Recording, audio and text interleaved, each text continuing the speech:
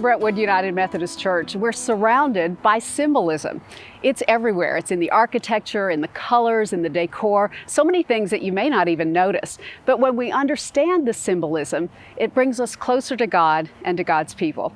Hi everybody, I'm Meryll Elkins along with Rachel Cotham, and we're going to take you on a journey today through the symbolism at Brentwood. And there's a lot to learn, isn't there? There certainly is, Meryl.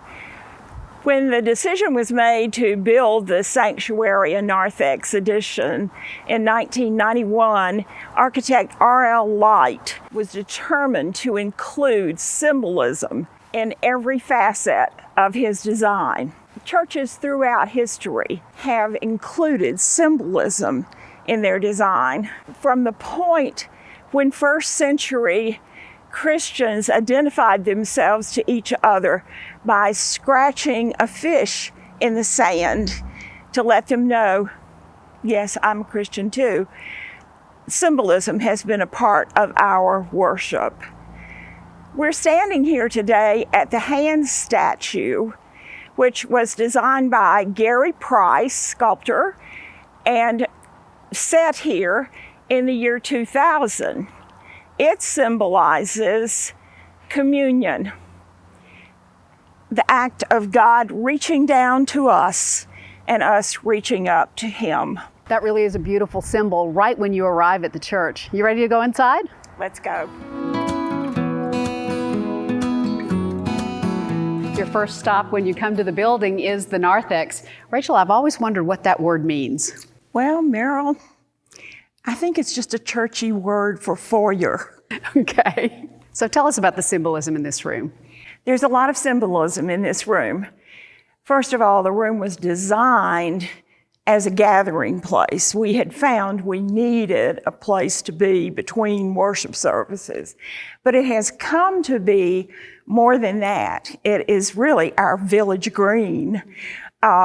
We have found it's a wonderful gathering place before weddings, before funerals, a wonderful concert venue. In the design are 12 columns around the narthex. These represent the 12 disciples of Jesus. We've added connecting words to symbolize our gathering spot.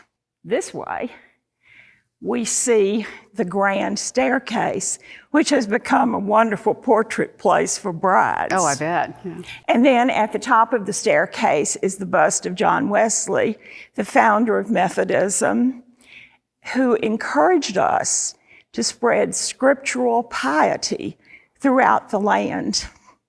Above the bust is our statement of mission, which says, "Make disciples of Jesus Christ for the transformation of the world." It makes a lot of sense to have that central, too. When you walk into this place, you know that's what we're about. Yes, definitely. Another feature is the symbolism of shapes. The molding behind the bust of Wesley is cruciform in shape, that it's the shape of a cross. I never noticed that. You kind of have to use your imagination sometimes with that. There are 3 sections there symbolizing the Trinity. We see 3 levels in this room symbolizing also the Trinity. And on that 3rd level is a stained glass window, which has an interesting history. It was first in the church on Church Street. Then when the congregation moved in 1972 to Franklin Road, it was brought here and placed in what is now the narthex of our chapel, then the sanctuary.